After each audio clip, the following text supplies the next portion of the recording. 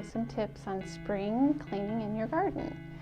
It is early spring, so now is a great time to get out into the garden and do some spring cleaning. I'm Shirley, and I'm a realtor with Windermere Group 1.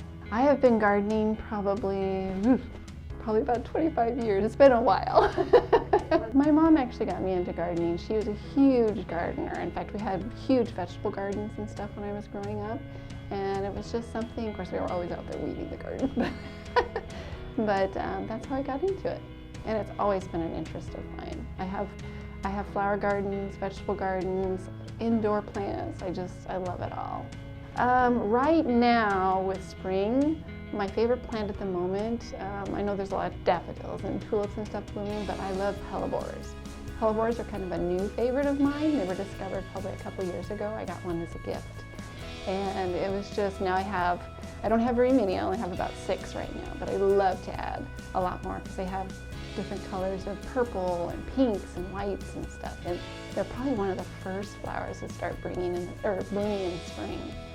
One of the things I like to do first is I like to inventory and gather up all my equipment that I'm going to need. If there's anything missing or that needs repaired, then I'll put that on my list to do. Once you have all your stuff together, go out into the garden and assess the garden and see what needs to be done. You know, a lot of times there's going to be weeding, picking up leaves, debris, maybe there's toys, things that don't belong in the garden. So you'll take that and remove it. And that also gives you a better way to access the plants that you already have. And once you go out there, you're able to see if there's anything diseased or that's not doing really well. If it struggled last year for you, go ahead and remove it. I like to plant shop, so I would put that on my list. And then the next thing I would do is, once you have everything cleaned up, I like to add compost. I believe adding compost to your soil really enriches the soil and makes it to where it gives nutrients and aerates it, and it just seems to be the easiest way. I know there's a lot of garden experts that like to add organic fertilizers as well, but do your research, whatever works best for you in your garden.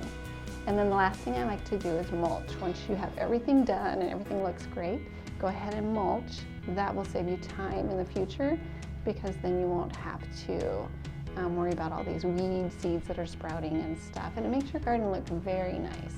Mulching is just a way it makes the garden look nice. You want to put actually about 2 or 3 layers of mulch onto your garden, and it prevents the light coming in to germinate the weed seeds.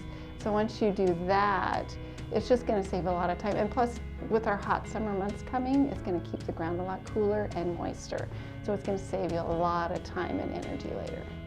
So get out in the garden and inventory, fertilize, and you're good to go.